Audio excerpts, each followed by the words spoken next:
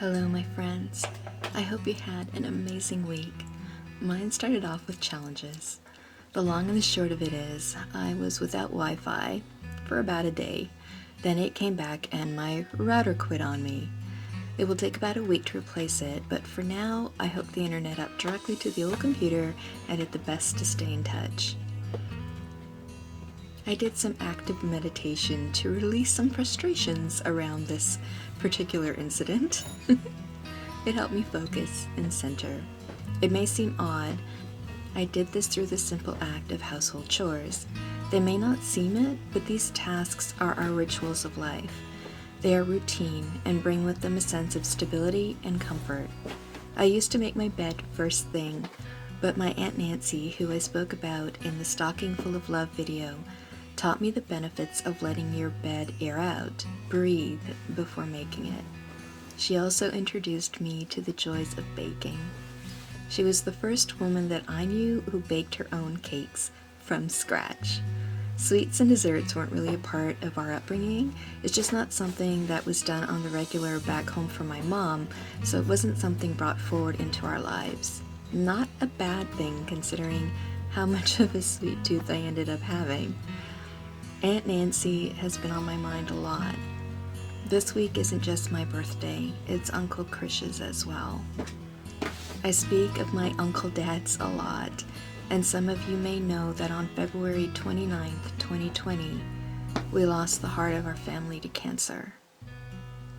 I always found it interesting that he died on basically a liminal space day, a leap day. May 4th is his birthday, so in his memory, I hosted an intimate morning tea with a ritually made candle cake and a memorial tea blend, which I'd like to share with you all in this video. Some of you may not be aware, but one of the first little side businesses I ever registered was back in 2013, and it was called Mourning Tea Events, Mourning. It was just going to be a little side thing I did on the weekends, mainly to raise money for charities by hosting pagan high teas with ritual for healing. Before we get into the cake, I did want to share some news. Many of you have inquired about items you've seen in my videos, so I finally signed up as an Amazon affiliate. I've not received approval yet, and apparently they won't even consider me for approval until 3 sales are sent their way from one of my links. So far, I have over 7 pages of links, and it's growing fast, from books, decks, statues, baking supplies, home care supplies, urban gardening supplies, etc. But I am in Canada, so I believe I have to repeat this entire process for US Amazon links as well. Then I have to go back into all the videos and add them. It's not something I'm relishing the idea of doing.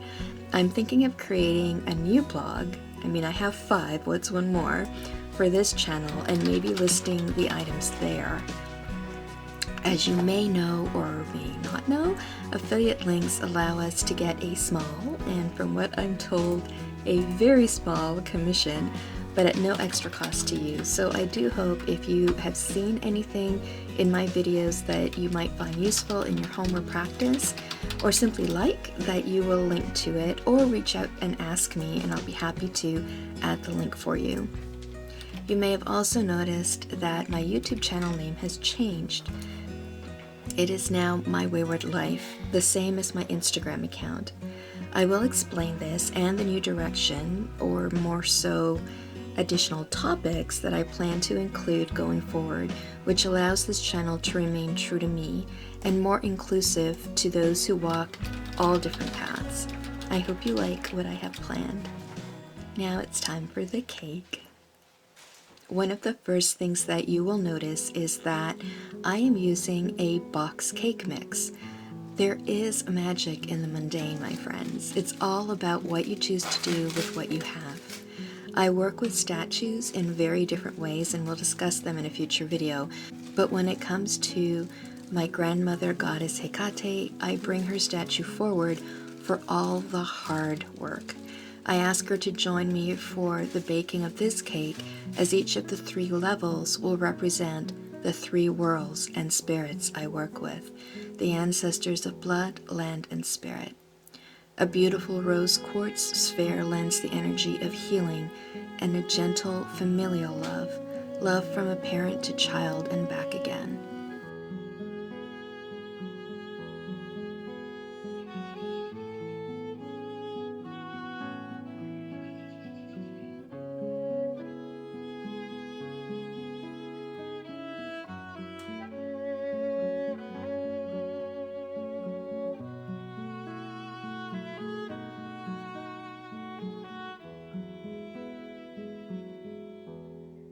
The cake itself is a version of a candle cake.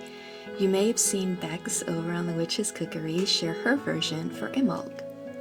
I had planned to share how I work with candle cakes in the fall, but wanted to share yet another way now. The candle cake is a beautiful option for Imbolc, as Bex illustrated, but for me it represents other things. The candle we leave in memory for a past loved one, to honor their birthday or the day of their passing, or as I plan to do during the Feast of the Ancestors, most referred to as All Hallows Eve or Samhain. It's another beautiful addition to a dumb supper table. It also speaks to my personal belief, embrace the dark to find the light. At this time, I have to embrace the dark, painful truth that he is gone. But the light within are the memories we've shared, and my spiritual practice which allows me to connect with my ancestors. The knowledge that they know they are not forgotten.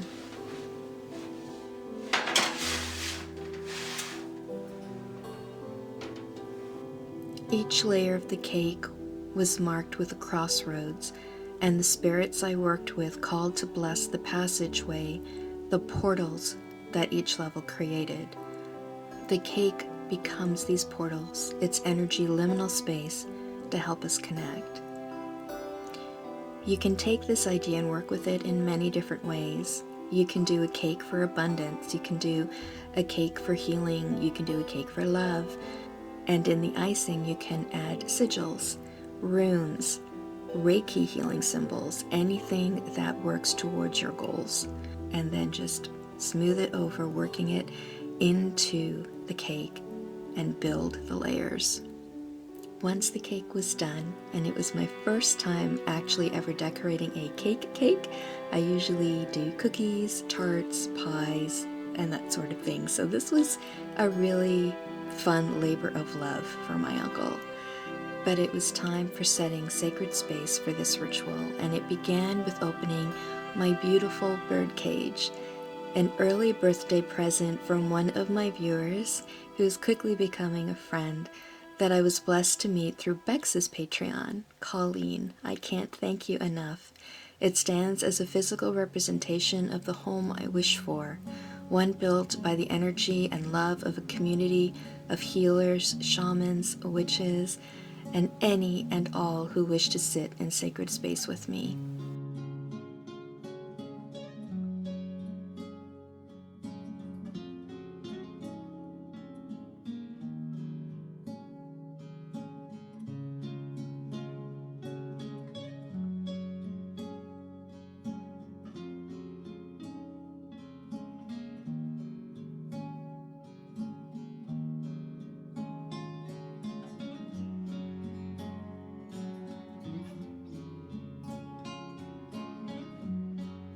The teapot and cake were bound in smoke with the infinity symbol, another sign of eternal life and liminal space, at least in my practice.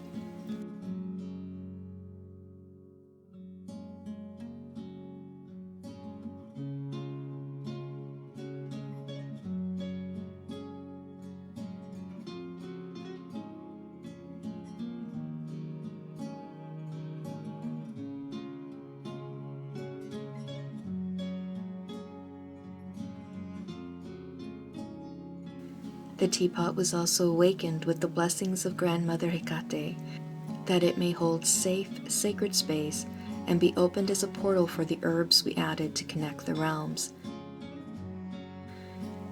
And of course, love energy as the beacon to call Uncle to sacred space, that he may join us for tea and cake.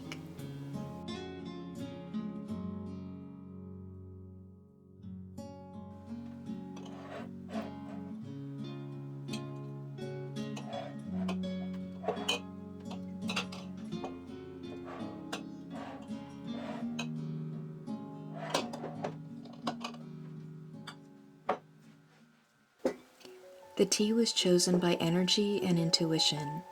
Linden flower and leaves are great for emotional support, hawthorn for healing the heart energy, jasmine for our connection to our motherland of Trinidad and my ancestors.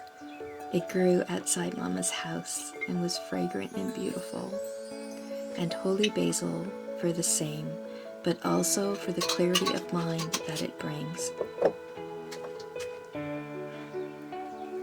Holy basil is considered a sattvic herb, meaning it's the highest vibration and spiritual energy.